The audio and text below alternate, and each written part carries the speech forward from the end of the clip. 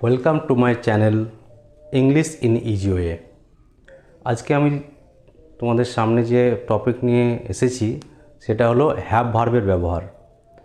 আমরা have verb কোন কোন সেন্টেন্সে কীভাবে আমরা ব্যবহার করব সেই নিয়ে আলোচনা করব আজকে। তাও আলোচনা করা যাক হ্যাভ ভার্ব। হ্যাভ ভার্ব, এই হ্যাভ ভার্বের ব্যবহারটা হচ্ছে এতে থাকা বোঝায়, থাকা বোঝায়। যেমন আমার আছে, তোমার আছে, তার আছে ইত্যাদি। এই ধরনের বাক্যগুলো যখন আমরা গঠন করব তখন আমরা হ্যাভ ভার্বের ব্যবহার করব। তো চলো আলোচনা করা যাক হ্যাভ ভার্ব। হ্যাভ ভার্বের প্রথম যেটা আমরা শিখব সেটা হচ্ছে প্রেজেন্ট টেন্স। হ্যাভ ভার্বের প্রেজেন্ট টেন্স অর্থাৎ বর্তমানকাল। হ্যাভ ভার্বের বর্তমানকাল।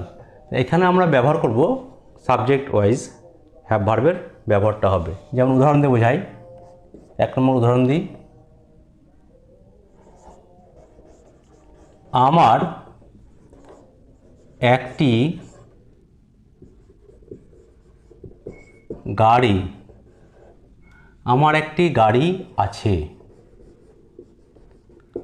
তাহলে এই ক্ষেত্রে আমরা ব্যবহার করব যে সেন্টেন্সটা, যে বাক্যটির যে গঠনটা হবে তা হলো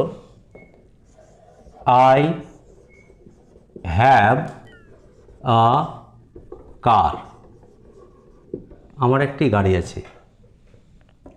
দুই নম্বর উদাহরণ, তার একটি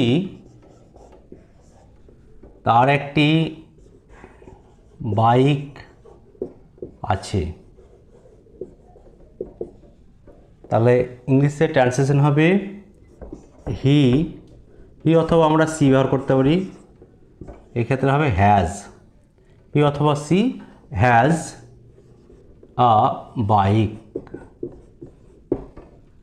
তার একটি বাইক আছে, এর ইংরেজি ট্রান্সলেশনটি হলো হি অথবা সি আমরা ব্যবহার করতে পারি সাবজেক্ট হিসেবে, তারপরে হ্যাজ বসতে হবে, তারপরে আমাদেরকে অবজেক্টটা বসিয়ে দিতে হবে। হি অথবা সি হ্যাজ আ বাইক।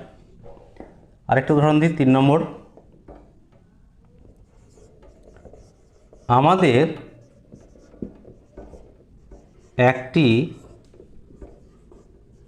বাগান আছে।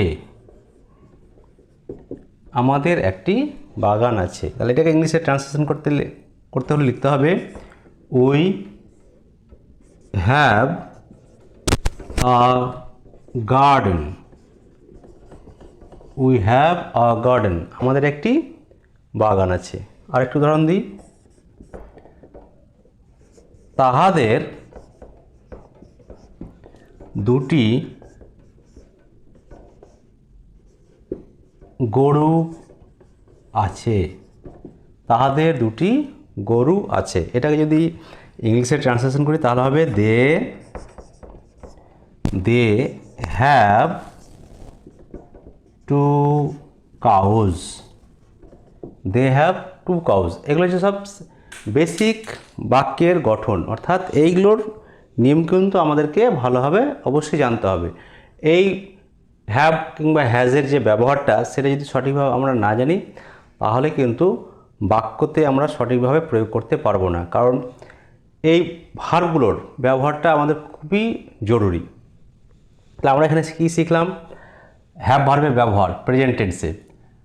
আমার একটি গাড়ি আছে। তাহলে প্রেজেন্ট টেন্সে এখানে হ্যাভ ভার্বের দুটো রূপ, একটা হচ্ছে হ্যাভ আর একটি হচ্ছে হ্যাজ। হ্যাভ কখন বসে আর হ্যাজ কখন বসে সেই ব্যাপারটাও আমাদেরকে ভালোভাবে খেয়াল রাখতে হবে, ভালোভাবে মাথায় রাখতে হবে। যেমন আয়ের পরে হ্যাভ বসবে, আয়ের পরে হ্যাভ বসবে। আর হি অথবা সি থাকলে হ্যাজ বসবে, উই থাকলে হ্যাভ বসবে, দে থাকলে হ্যাভ বসবে। আরেকটি উদাহরণ দিই তাহলে আরেকটু ক্লিয়ার হবে।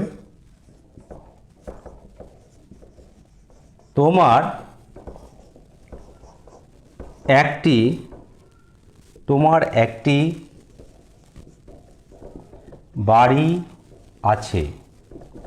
তোমার একটি বাড়ি আছে। এটাকে ইংলিশে আমরা যদি ট্রান্সলেশন করি তাহলে হবে ইউ হ্যাভ আ হাউস। তোমার একটি বাড়ি আছে। তাহলে আমরা একটি জিনিস আরেকটু ডিপলি আলোচনা করব। এই আই সাবজেক্ট যেটা, আয়ের জন্য হ্যাভ হয়, আর এখানে ইউর জন্য হ্যাভ হবে। বাকি নিয়মগুলো হলো, যদি কর্তা সিঙ্গুলার হয়, এক বচন হয়, তাহলে সেক্ষেত্রে বসাতে হবে হ্যাজ। যদি কর্তা বহুবচন হয়, প্লুরাল নাম্বার হয়, তাহলে সেক্ষেত্রে হবে হ্যাভ। তাহলে উইয়ের পরে আমরা কি বসেছি? হ্যাভ বসেছি, অর্থাৎ উইটা বহুবচন। দেয়ের পরে আমরা কি বসেছি? হ্যাভ বসেছি, দে হ্যাভ। দেটা হচ্ছে বহুবচন অর্থাৎ প্লুরাল। আর ইউ সিঙ্গুলার হলেও ইউ বসে এবং প্লুরাল হলেও ইউ বসে। তাহলে আমরা এখানে একটা জিনিস লক্ষ্য করলাম যে আয়ের জন্য হ্যাভ বসবে আর ইউর জন্য হ্যাভ বসবে। বাকি নিয়মটা হলো সিঙ্গুলার হলে হ্যাজ আর প্লুরাল হলে হ্যাভ। এ হলো আজকের টপিক, আজকে বিষয় হ্যাভ ভার্বের প্রেজেন্ট টেন্সের আলোচনা। তো আশা করছি তোমরা খুব ভালোভাবে এটা বুঝে গেছো। পরবর্তী ভিডিওর জন্য আমার এই চ্যানেলটিকে সাবস্ক্রাইব করে রাখো এবং শেয়ার করো ও লাইক করো।